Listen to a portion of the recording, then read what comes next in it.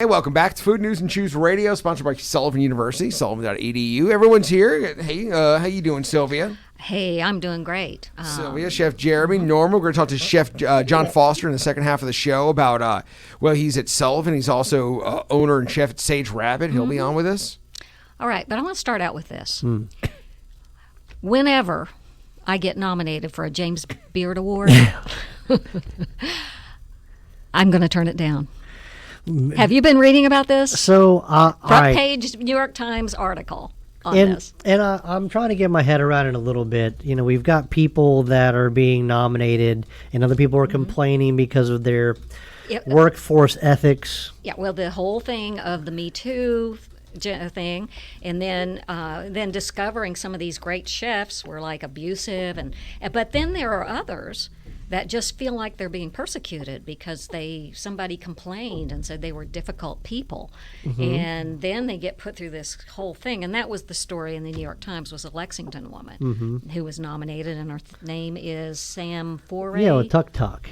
Yeah, and I can't imagine her being a anything like that. She was an activist, and so she had a lot of things on social media where she was being an activist and about abuse and stuff like that. Sure. And then she was put through like this interrogation by the James Beard people. So it's just interesting because it's supposed to be like the Oscars and people are actually literally turning it down because they think that actually it might hurt them more than help them. There's been some controversy for the probably past 10 to 15 years with the Beard Foundation. This is an organization I'm part of, and have done things for. I've never quite understood the nomination process and what the qualifications are. I'm going to say right now, it seemed like a buddy club to me. Yeah. So it does seem like that. It's pay to play, it seems like. And so I don't know. I don't know if I'd go turning down awards, but I also don't want to be associated with slander. That is. Yeah. Well, you don't want, because, anybody can complain about anybody. Right. And they do in social media. Well, does winning an award kind of put a target on your back? Or being nominated, does that kind of put a target on your back? That's another thing. So I guess my question is, as someone, I haven't worked in the culinary industry in 20 years, I got into radio, but I did work in restaurants before. I remember them being very aggressive places. Yeah. And that's right. Yeah. Not for the weary. Yeah, right. And I wonder, but now things are changing. And I wonder if part of the problem is people who grew up in that very aggressive environment are products of the generation they were in. Not naming names or anything, I'm just saying in general. Yeah. Speaking, Sure. People were a product of that generation, a product of that upbringing, and maybe the next generation, the one after, is like, no, this is not how it should be. And you're having that confluence of people who've done it this way for so long and now want to do it this way. Culinary is not the only industry. Right, I mean, it's legendary that things that went on 30 years ago don't go on. The world has changed. The world has changed. And there's still a lot of people who grew up or came up through that system, and now they're trying to navigate the world the way it is now. James Beard, like everything else, is trying to figure out what medium they're in and how you deal with that. Because this seemed a little extreme, and now James Beard Foundation makes the front page of the New York Times with someone who looks totally innocent, who was put through like the ringer just after she gets nominated, and she's wondering, do I even want this award? Right. Or will it hurt? Is it more trouble? It's like winning the lottery. Is it more trouble than it's worth? Because they were trying to bring in diversity, and that was in the last 10 years. And that sort of thing. I need to read more up on this and follow what's going on because fascinating. Sam will be opening Tuk Tuk Bites, within the next year. And to my knowledge, this is her first restaurant. It is. I think she's been doing it out of her own kitchen.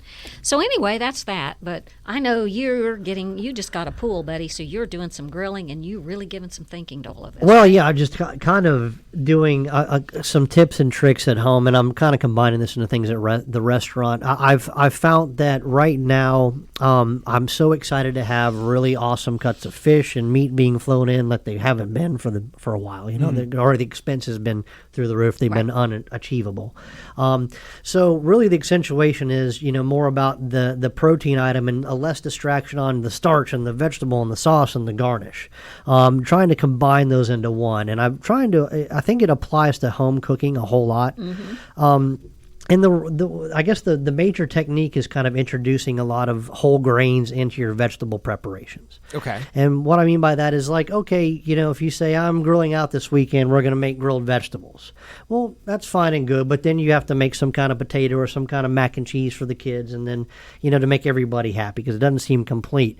I say take the work out of it and kind of combine both. And typically right now I'm keeping just boiled off farro and quinoa, spelt, one kind of grain in my fridge, whether it's, and also some rice. That's just kind of stuff that we boil off on Sunday. I do rice. And we have that in there, and we can use it as a median, throughout the week to fill in. So I cook it and put it in Ziploc bags in serving and put it in the freezer. Yeah. Because it thaws perfectly, and you can exactly what you're talking about. Right. So, I think that's where you kind of fold this into your grilled vegetables or your vegetable preparations. How would you do that? Like, so I think you can boil the grains very simply. Whenever I'm using any of these neutral grains for home, I simply use cold water, salt, bay leaf, and onion to flavor them.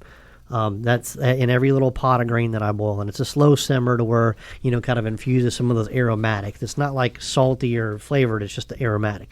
That's chilled and put in the fridge. Now, whatever I'm making that week, whether it's grilled and chilled veggies or just grilled vegetables, zucchini, squash, whatever you can get your hands on, that's kind of where I'll chop them up and fold them with the grain. And I'm finding that I don't really think that creamy dressings are really good with that kind of preparation, but that's kind of what people have. They typically have ranch and blue cheese in the fridge or Thousand Island. And I guess another goal is we're trying to use less mayonnaise in my house. So we've kind of been bringing in a lot of tahini. And it's a jar of sesame paste. Sure. And I think this is a really excellent way for you guys to dress your vegetables and starches and keep it healthy with very little effort. So whenever you have a grain boiled off, whenever you have your veggies done, you have a tahini paste, just mix it with lemon juice, oil, salt, pepper, if you want to use a garlic or whatever, What's and just tahini? Pour it over. It's a sesame seed paste. Is it sort of like teriyaki sauce? It's more like Is it peanut that butter. family of It's sauces? honestly, it's really like peanut butter. It Yeah. comes in a jar. It's like natural peanut. You stir it because the oil separates, and it just has very nutty flavor. Right, and the reason I'm saying that, going back to this creamy feel, is like that's satisfying. Those ranch dressings and mayonnaise things you guys are used to, this is going to give it that feel. So without, what do you do with the tahini? You just rub it pour a onto- couple tablespoons in a bowl, add some lemon juice or vinegar and oil. If you want to flavor it further, I always add a little fresh garlic because I just... Why not, right? Salt and pepper. That's typically all I do at home. And then what do you do? And just use it to dress your salads, your vegetables, everything. You're not talking about grilling at this point. Yeah, they'd be after the veggies are grilled. How do you Yeah. marry the veggie and the starch together? And this has kind of been a good way for us to do that at home. My kids will eat it. Well, I'll tell you something that I do. And I'm not using loads and gallons of ranch dressing. No, and we love tahini at my house. I do my own things like baba ganoush and hummus, things like that. But one of my favorite things is to do a grilled vegetable, specifically eggplant, almost like you're making baba ganoush. Yes. But not pureed. A eggplant salad coated with a baba ganoush dress or with a tahini dressing. It's like a deconstructed baba ganoush. Yes. And it's really, really good, and you don't have to worry about getting a blender What's out a there. baba ganoush? So baba ganoush is roasted I'm so dumb. Oh, no. It's a Mediterranean dip, and it's mainly roasted eggplant. I'm never going to win that James Beard Award. Very roasted eggplant so that it starts to melt and fall apart. Tahini, lemon juice, garlic, maybe a little cumin, and you puree it, and then it's like hummus. You eat it like a dip. I love hummus. Delicious. But it's amazing when you don't, and it works great on a grill because fire takes to eggplant amazing. It does. And you chop it instead of puree it, and you make it almost like a salad. Sure. And it's really good. Anyway, so that's my tip out there right now, guys. Is one, just buy some tahini and then surround yourself with fresh vegetables and grains. I love that idea. Stick away from the Any mayonnaise. vegetable to stay away from? What would you advise? For instance, this past weekend, I used quinoa in farro, and then when I went to the store, I got heirloom carrots, I got squash, zucchini, jalapeno, beets, chickpeas, celery, And you bell grill all of peppers. that. This has all been, the asparagus. The asparagus and squash, zucchinis, and peppers I grilled, and then everything else was just kind of raw, mixed together with grains and that vinaigrette. But anyway, it's just a nice way to combine your starch Any and vegetable meat? on a grilling day. Any No, meat? this was the side. And you the had starch and vegetable to the meat. Oh, I got So- you. Got you. And that reminds me of something I saw this weekend, because I like methods. I don't like recipes. I like methods where you can that's- interchange. I find most helpful. I mean, I can tell you to do, all these different Yeah. flavor combinations of this this dressing, but do it Well, yourself. something I saw was Italian fried rice, and I thought, that sounds crazy. What does that mean? Well, so when you go to the Chinese restaurant, Uh-huh. you order at home, you always have leftover white rice. Exactly. And old rice is what you want to make fried rice out of. Yeah. You don't never use fresh rice, you got to use old rice. Well, if you just change out, so you got the rice, fry in olive oil, instead of using soy, use balsamic vinegar and the same vegetables, and you can put a little tomato in there, and you can make an Italian basil where you would use, and Throw a make little it, prosciutto in there. no, Hey. exactly. And you can do that with any style of food. You can make a fried rice out of any style. Let me ask you a question. Yeah. My son was with me for 6 weeks, and he left a bottle of balsamic vinegar. Mm-hmm. Is that the same as balsamic vinaigrette? Well, I'm once really you never combine gonna it with win, James oil, Moore. It becomes a vinaigrette. Oh, you have So- to combine it with oil. Yeah, but the balsamic vinegar is what you'd use That's to your make the basic. vinaigrette. Yeah. So you just add oil. Yeah, usually Oh. two parts oil, 3 parts oil, 1 part vinegar. Mix it. I'm never gonna shake it in win. a jar. So I made Italian fried rice. And I thought it was great. I think it's a fun idea. Yeah, but Like, you can do it with Mexican Italian. flavors. Be Indian like like Italian peppers, banana Yeah. peppers, and 100%. prosciutto in there. that and sounds why not? I'll delicious. So do you that. take the method to making fried rice and you change the flavors. and just and- deglaze with balsamic Yeah, instead of it's soy. like- So I believe that we should do a field trip to his pool Yeah, right. Yeah, I agree. and like do a a sh- taste testing. and try all my stuff. Right. Oh, that sounds great. There's another story this week about customer service, and people are it's kind of an interesting one. They're tired of the pandemic being an excuse. So, I don't know what that means. Are we? Are you talking about the cheesecake thing? Oh, that was a whole nother thing. The Lexington Food and Dining page this week. Sorry, Cheesecake. I got Oh, off- there was a cheesecake. We're gonna go over that next week, guys. Yeah. We're gonna, I want to know about the cheesecake. back to yours though. You want to know? So- She said, "I want to know about." So the I cheesecake." think I read the same article, and basically what it said was people were very patient in the early days and after Yeah, the pandemic. but now they're over and it. they understood the world's different. But now they just want to get back to the way things were, and they're tired. They say of That's a making tall excuses order. for bad service and low. Yeah, what just do you- make it the way it was. right. And it never will be the way it was. Never will I mean, be. it's like life's different. now. Wish in They're- one hand and the average person say, or people are saying, I'm tired of hearing supply chain, short staff. I'm tired of hearing we can't open the whole restaurant because we don't. They want. I don't think, and I get it. doesn't make it go away. Right. Doesn't mean it doesn't exist. You've Right. not seen any of this. We've not seen it at Azure, right? I mean, it's kind of getting better, it seems like. Yeah, I mean, I feel like we have a staff, but I mean, there's just no doubt about it. The past 3 years, there's been just months and months where we weren't prepared to handle the That's volume, right. and there's nothing How we are could Now do. it's people? kinda But how are the back. customers? Are Yeah. Everybody's are- been great. Are they? They're I awesome. haven't seen a difference, Yeah. really. I've seen it getting better. I think it's getting better, but generally, Yeah. I think as an overview, there could be concerns in like the fast food industry or Mm-hmm. something. And I've noticed that. I mean, you go in. Well, remember we talked about the QR codes, and that's Yeah. gone away because people didn't like it. And now there's fast food chains that you go in. There's no person. No. You don't go up to a person. You go to a kiosk, and In frankly, fact, I one of avoid them, I can't remember which chain it is now using AI at the drive-through. They're using artificial intelligence instead of someone taking your order at the drive-through. Fascinating. You know, there was, and I don't know what to say about this, guys. So I guess Kentucky was number 4 in the nation for job, basically dissatisfaction. Dissatisfaction with their job, and food was the number one Food industry. and hospitality Really? were Yeah. the number 1 and 2. And that makes me think that it really does kind of go to, I mean, I don't know if people like dislike working in Azure. I like to think that they enjoy it. I've got people that have been They there for seem 6 like to it. 10 years, right? And Yeah. we have fun, we do cool things. But I don't know, maybe if you've been in a fast food restaurant for years and years and years and there's not a whole lot of other opportunity in your town, I mean, that could be some dissatisfaction. Yeah, yeah. And I don't really know. It's just You know, interesting. what happens when we automize these places that nobody really wants to work at? So, do you think part of it is maybe these jobs or some of these jobs were jobs, not careers? And like you said, people feel stuck in them because depending on where you live, there might not be a lot of other employers in your area. Right. That's the case in Kentucky. I think opportunity that's everywhere. plus, a lot of the people have left for jobs like at UPS, and these delivery services have exploded. Not food ones necessarily, but UPS and FedEx and all of that kind of stuff have really taken off, and people can get these jobs now. Also, part of it, I think, is I was talking to somebody else about this, about how it used to be that if you were getting into the workforce, you started in restaurants, and it started, you know, and then you worked.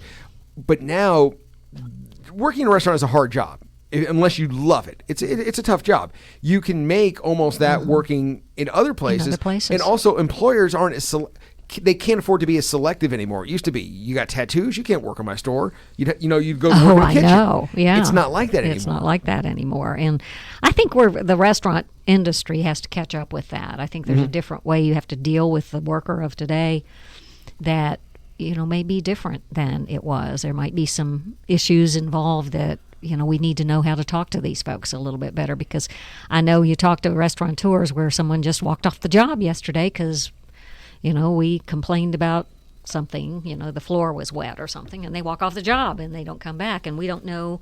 That's very disruptive to a business. Sure. To have that happen, but that's kind of. Do you find that people, when they, how can I put this? Is it a generational thing? Do you think that people come in now expecting more than previous generations expected in their first job or entry level job or in the beginning of their career? I guess I'm not that much of a pessimist. I just kind of think it's that people maybe found other things and that's left these jobs for wanting. I don't know. What do you think, Chef? I see you're on it day to day. Half of the young workforce very ambitious and eager and ready to do this. I see it's just like it kind of was, but the only thing is we'd only see number like younger people. The veterans of the industry are gone. It didn't treat them well. It pushed them out.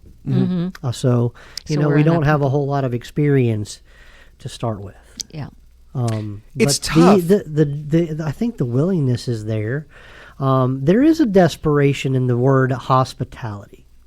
In terms of, I think there is a difference between maybe 20 years ago or 10 years ago and now. Just the overall engagement with eye contact, getting out of your phone, being friendly. Yeah, that's an saying issue. Yes, being accommodating. Customer service. So I think that there's a lot to be learned there. I think you're right. I think that's a huge void. But there's also been a lot of expectations. If a business says like, no, I don't do that, then that's where the conversation stops. Yeah. Like, no, you're going to do it for me. Right. No, I think that. So do you think there was the adage for hundreds of years, the customer is always right. And I think you're starting to see that we've kind of as a society backed off of that. You realize the customer wasn't always right. Yeah.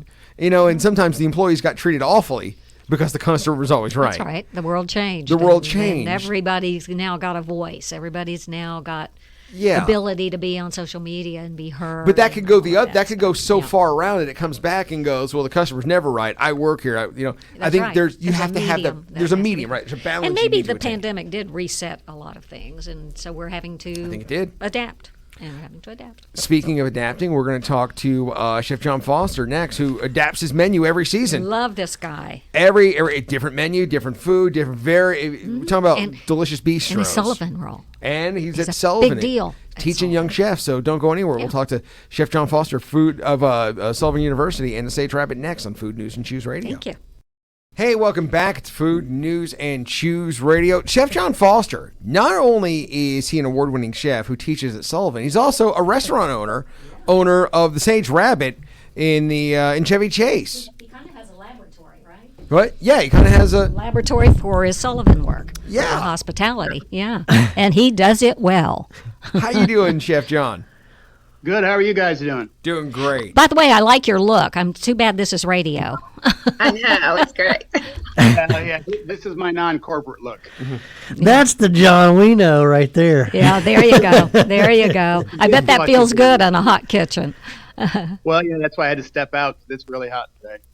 Yeah, gotcha. So, guys, what's happening? Let's start with Sage Rabbit. Yeah, because what a great it's springtime.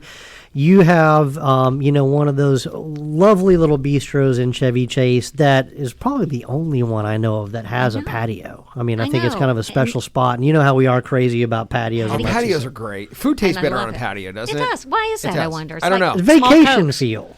Yeah, it's a vacation feel. You could be looking out over a body of water. You just like get kind of into another universe. So tell us about, because it's all sparkly now. Got lights all lined up on it, and we showed pictures.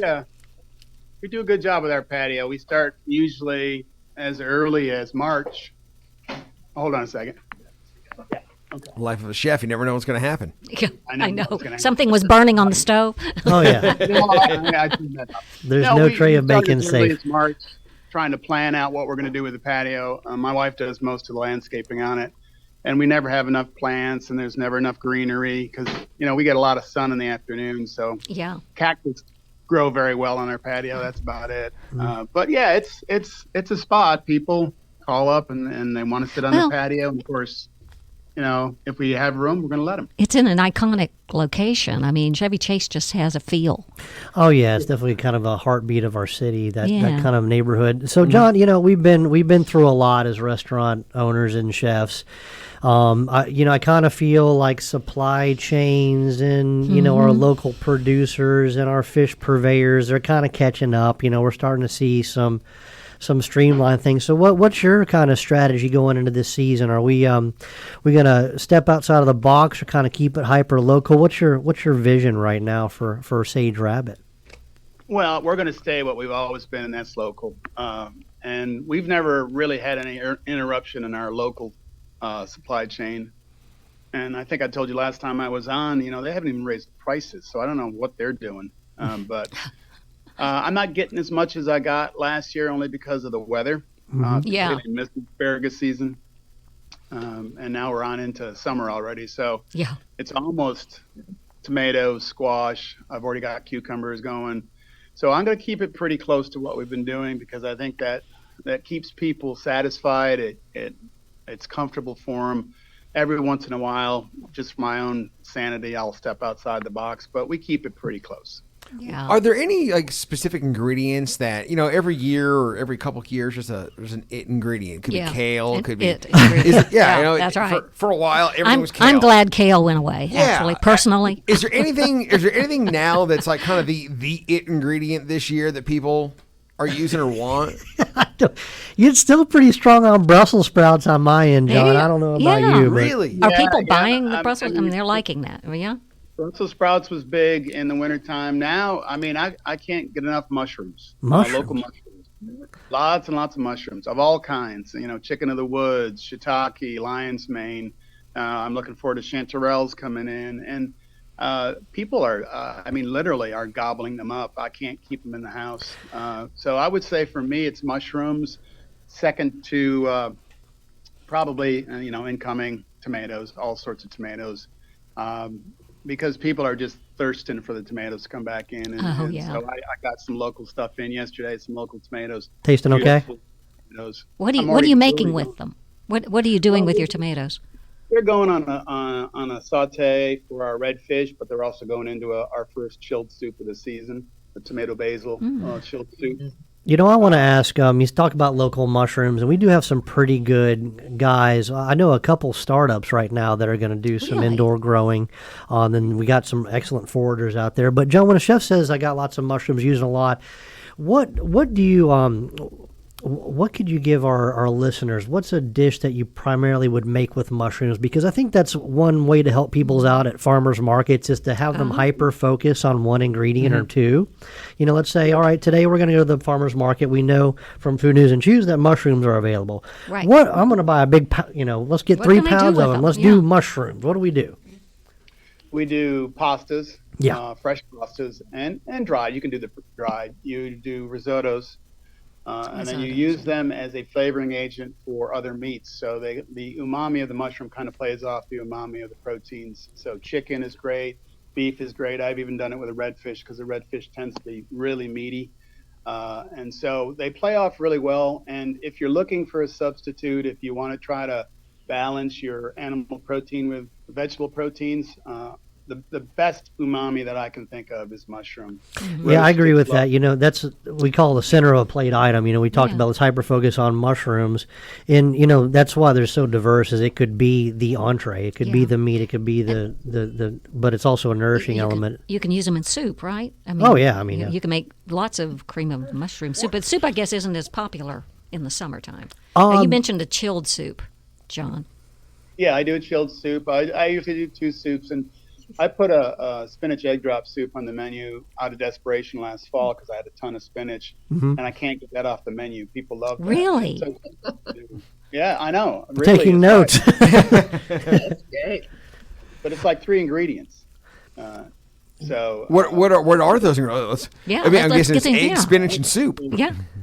it's vegetable stock. It's local spinach. It's actually 4: local spinach, vegetable stock, local garlic, and local eggs. That's it. Yeah, I don't think you're gonna. That's pretty hard to beat. I mean, Yeah. that combination of ingredients. I always, I find that egg drop soup can be challenging for people the first couple times, mostly from the egg dropping part. Like it ends up being like almost like a creamy dispersion of emulsified yolk instead of those ribbons and silky ribbons you're looking for in an egg drop.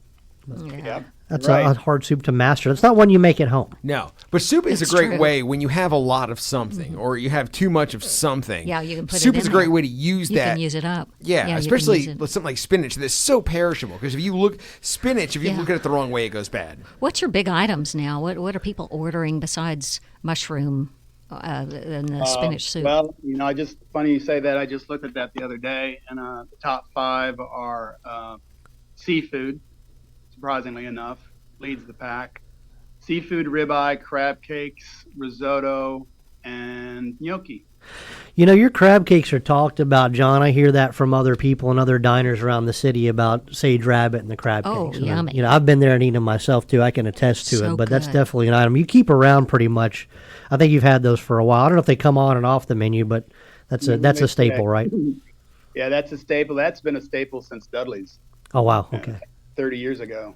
So, if Well, I guess people he are- knows how to make it. Didn't know for 30 years. Yeah, I think it's pretty good. Where do people go wrong if you're making crab cakes at home and they're never quite as good as they They're are in the never as restaurant? good. What do you do? Is it the crab? Is it the cake? What?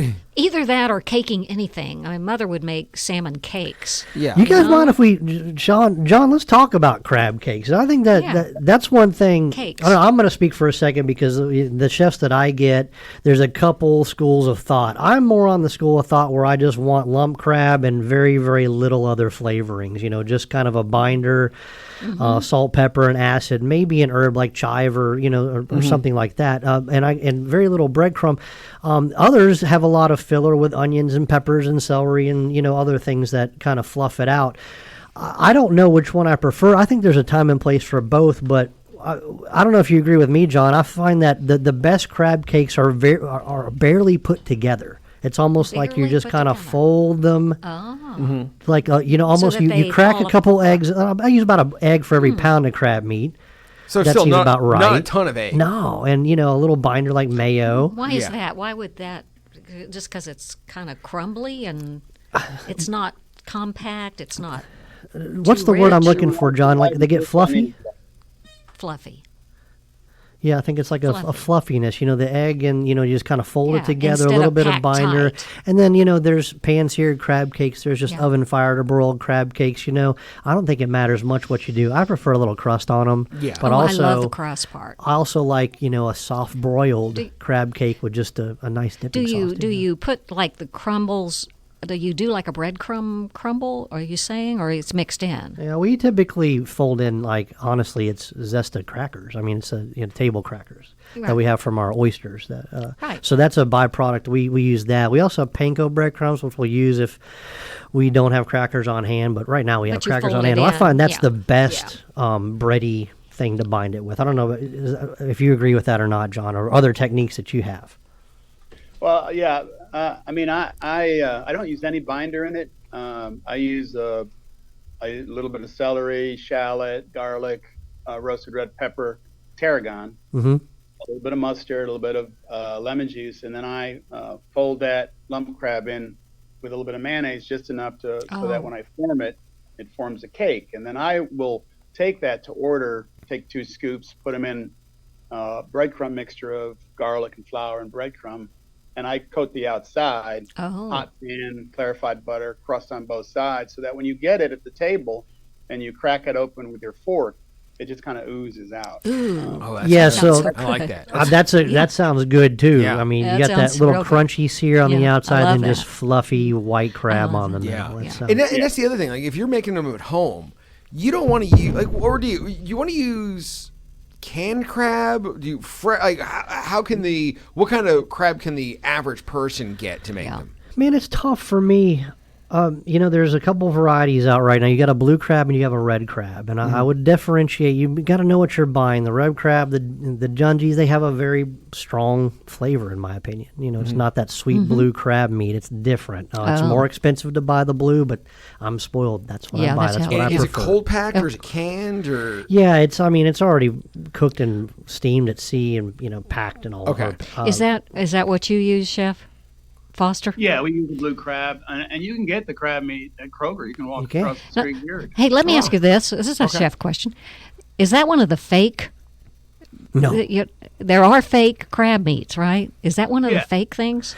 this is not. This is premium Oh, stuff. But I just think it's interesting that because been talking about fake meat. I mean, and it's out there, but it's not like that. It's not that good. the yeah. what's it called? Surimi? I Surimi, forgot. yeah. Yeah. So Interesting. that's one of the meat products that people seem okay with. I mean, I don't know. I get Yeah. back and forth on the processed food I mean, I guess thing. it has its but if you're going to applications. wipe out entire species of like pike Yeah. and pollock and stuff like that by troll netting out there, you might as well do Yeah. something with it. Yeah, Right, might as well right. do something. John, let me ask you a question. In your day life and probably night life, I don't know when you sleep, you are also head of hospitality studies, culinary studies. Tell us exactly what that is. I'm sure I butchered it. And you spend a lot of time with students, wonderful students, and teaching them. And you really are like the bomb when it comes to being the teacher of this stuff. You do it every day. I do have a great faculty. It does take a team to wrangle these students sometimes because they get tired of listening to me. So I pass them on to Chef Armstrong or Chef Holman, and then they get tired of listening to them. They get passed back to me. So Well, good chef, bad chef. yeah, good chef, bad chef. But really, the program is it's small, but it's manageable enough that everybody in the program. Yeah. So that's important. It's important to the students, obviously, and even to parents who, they'll see at your graduation and they'll say, thank you very much for taking care of Johnny, because otherwise we don't know what we would have done with him. And, Yeah. he was going down the wrong path. And it's like, well, part missionary, part priest, part chef. That's what teachers are. By the way, we've got a few Chef Foster story people that will say they have stories. You're legendary. You've reached that point in life where you're a legend. Thus, there are stories about you. That time I encountered Chef Foster. And Stopwatch. yeah. So, in terms of Sullivan University, you've got students coming in and starting, and I know you probably touched their lives throughout the school or the 2-year program, and I believe there's French classical and advanced tech and classes like that, which I know you're on the higher end scale of those classes. But have you seen any of the desires or dreams or ambitions or even just career focus change from students entering? Or maybe expectations when they leave, when they come to places like Azure or Sage or Rabbit? Expectations, certainly. I think they probably expect it to be a little more routine than it really is, and so the pace of their work needs to pick up when they enter the restaurant world, and it's hard to teach pace in a classroom or a laboratory. So it's crucial that they take that externship quarter seriously. But I would say that's the most amount of change I've seen. They still understand it's hard work. They still understand you're going to be working when everybody else is playing. So that hasn't changed. I think they're gratified by the fact that pay's better, hours may be a little bit better, and they still look for opportunity. I have, out of every class, I have probably 2 or 3 out of every class who I look at them and I say, you could go as far as you possibly want. Yep. Because you have everything, you have the package. And so you need to get out of here, maybe spend a few years in Lexington, but then get out. Yeah. Get out and see the world. And if you want to come back and open a restaurant, You'll be ready. fine, Yeah. come back. We need you. All right, this is a really random question, but since we got 2 chefs on and we're talking about working in a restaurant on a busy Saturday night, there's nothing like it. It's just, if you've never done it, there's just nothing like it. It's its own world. What food movie, what chef movie gets it, or TV show, gets it the most right? Well, even the 2 recent ones, like Burnt and The Bear, I think. The Bear. I was going to say The Bear. The Bear it's a little silly. I mean, all these are a little drama exaggeration. Sure. I mean, but which is the most? Burnt, I don't know about you, John. I got some PTSD on certain parts of that, where some of the Michelin scenes with the terrible chefs, and a lot of that's changed. I don't know for you, John, but I don't know. I couldn't go back and do it again. I couldn't deal with it. No. I that's think, about the hazing, culinary, the harassment. Yeah. What do you think, Chef Yeah. John? I think if you roll Burnt in with The Bear, and maybe throw a little bit of Chef in. The scene in Chef where he screams at the critic and crushes the chocolate cake in his hand. That's what every chef dreams of at some point. Because you're so frustrated sometimes at people that you just want to go out into the middle of the dining room and squeeze that ganache cake and say, "It's a piece of chocolate." Yeah. Because you just don't. You just don't. That's Yeah, just yeah. something that, Interesting. that borders.